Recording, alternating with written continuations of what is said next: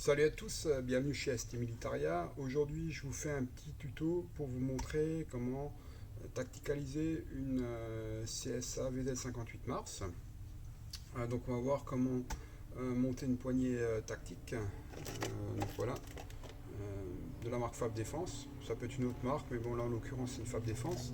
Et également, comment mettre en place un embout d'adaptation qui permet de mettre un tube pour mettre une crosse type M4 dessus. Donc voilà, pour les deux manipulations, on a prévu les outils suivants. Donc pour remplacer garde-main, il vous faut un chasse-goupille, ainsi qu'un marteau. Alors de préférence avec un embout en laiton pour ne pas abîmer l'arme si jamais vous tapez sur l'arme. Voilà. Et pour remplacer la crosse, il vous faudra un gros tournevis pour pouvoir accéder à la vis qui est située au fond, en fond de crosse. Et il faudra également deux embouts hexagonaux pour enlever les vis et refixer. Voilà. Ok, donc on va commencer par la crosse. Donc le premier point pour enlever la partie basse du garde-main, il y a cette goupille qu'il faut enlever. Donc ça se fait facilement. Donc au chasse-goupille, vous posez l'arme sur un support en bois, ce qui vous permettra de sortir la goupille sans abîmer l'arme et sans taper sur l'arme. Voilà, on y va.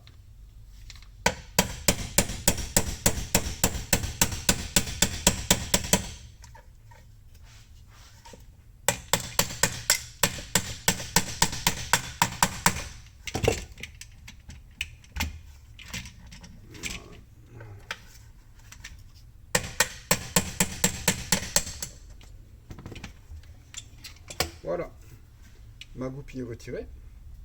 Ensuite, on va procéder au retrait du garde-main. Donc, pour retirer le garde-main, il va falloir démonter la partie haute de l'arme. Donc, pour cela, première chose, vous vérifiez que votre arme elle est bien vide, qu'il n'y a rien dans la chambre. Voilà. Alors, on retire le capot couvre-culasse. On retire le transporteur avec sa culasse. Voilà. Donc maintenant, on a accès à la partie haute de l'arme. Donc on enlève cette goupille là, qui est la partie supérieure du garde-main. Voilà. Ici vous avez le piston. Donc c'est celui qui va permettre de transférer les gaz vers l'avant et donc faire reculer la tête de culasse. C'est lui qui va taper dans la tête de culasse et la faire reculer. Donc maintenant, une fois qu'on a retiré cette goupille, il suffit de tapoter sur le garde-main. Voilà. Et mon garde-main s'enlève tout seul. Voilà.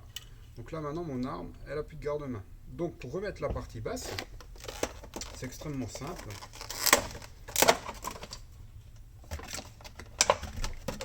J'ai ma partie basse. Je l'enclenche d'abord vers l'avant. Vous voyez, vous allez d'abord vers l'avant. Et ensuite, pour le mettre en place, je tapote légèrement sur l'arrière du garde-main. Vous voyez? Voilà, il est en place.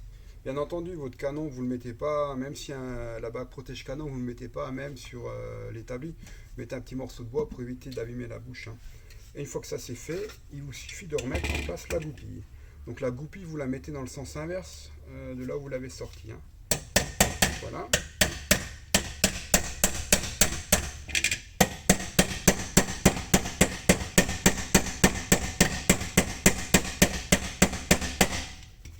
Donc voilà, ma goupille est en place. Et d'où l'importance d'un haut marteau avec son embout en laiton. Car sans l'embout en laiton, vous allez, si vous tapez sur la carcasse, vous allez l'abîmer. Okay, bien entendu, si vous n'avez pas cet outil-là, donc soit vous pouvez prendre un marteau standard et puis mettre une petite cale en bois ou en plastique pour éviter d'abîmer la carcasse.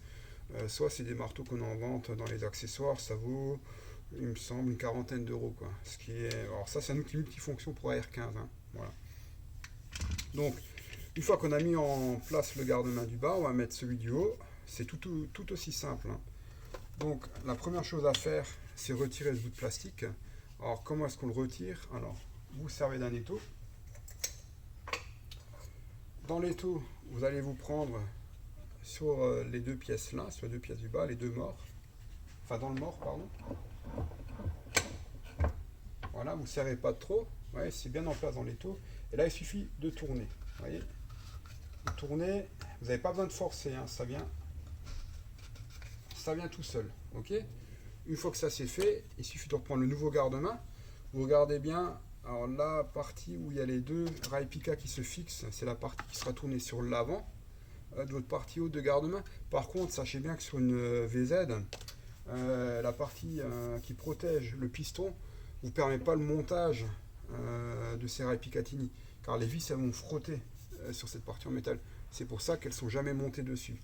Donc après, bah, c'est tout simple, hein, pour le remonter. Pour vous repérer, sachez que cette partie-là, elle est fixée sur l'avant. Okay, c'est là où vous avez vos deux pointes qui viennent se fixer sur l'arme, que vous fixez cette partie-là. Donc il suffit de la remettre à l'envers. Okay, vous la mettez à fond à l'intérieur de votre protège-tube et vous tournez. Voilà. Voilà. Et ensuite, il suffit de remonter. Voilà. Alors là, des fois, vous allez être obligé d'appuyer un peu, car le plastique des garde-mains tactiques, il y a un peu plus de matière que sur les garde-mains d'usine, hein, qui sont vraiment comment dire, coulés au plus près des codes d'origine. Donc là, quand vous mettez en place, il faudra forcer un peu avec la main. Vous voyez, vous appuyez dessus et vous pouvez après vous aider de votre marteau. Voilà. C'est en place. Ok. Maintenant, deuxième partie, c'est la mise en place de l'adaptateur de crosse. C'est quoi l'adaptateur de crosse? Pardon, c'est simplement une pièce en alu, voilà, avec une vis 6 pans qui va venir se fixer sur l'arrière de l'arme. Donc, pour la fixer dessus, il suffit de démonter la crosse. Alors, pour démonter la crosse, vous procédez de la manière suivante. Vous enlevez déjà l'arrière de la crosse. Donc, il suffit de la démonter.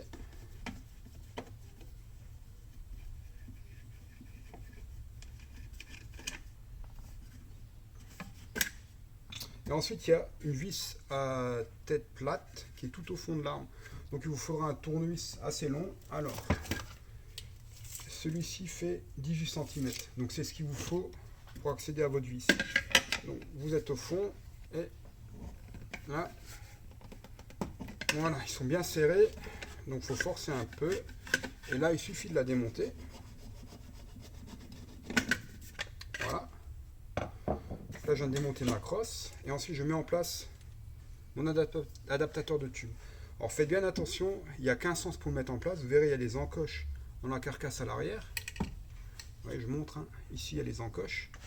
Et là vous avez l'encoche du bas sur l'adaptateur.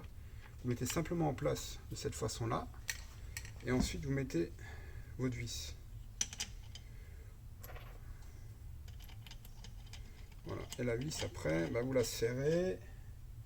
Alors moi, en règle générale, je me sers d'une visseuse parce que ça va plus vite. Et en plus, il y a une clé dynamométrique sur la visseuse. Ça permet de ne pas forcer la tête de la vis. Voilà. Là, mon adaptateur de tube est en place. Et là, après, il suffit que je visse un tube dessus. Donc soit aux dimensions commerciales, soit aux dimensions mil-spec. Ça, c'est selon votre choix. Et une fois que le tube est en place, alors ce que je vous conseille, c'est quand vous montez le tube, c'est de mettre un peu de l'octite, de la rouge, pour le bloquer.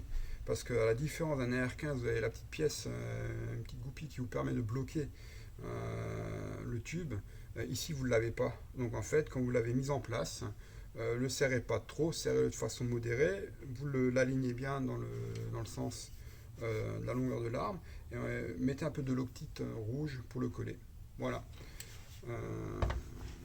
Si jamais vous avez d'autres pièces que vous souhaitez monter sur l'arme, vous ne savez pas comment faire, laissez-moi simplement dans les commentaires ce que vous souhaiteriez comme vidéo. Et voilà, j'espère que cela vous servira. A bientôt, salut!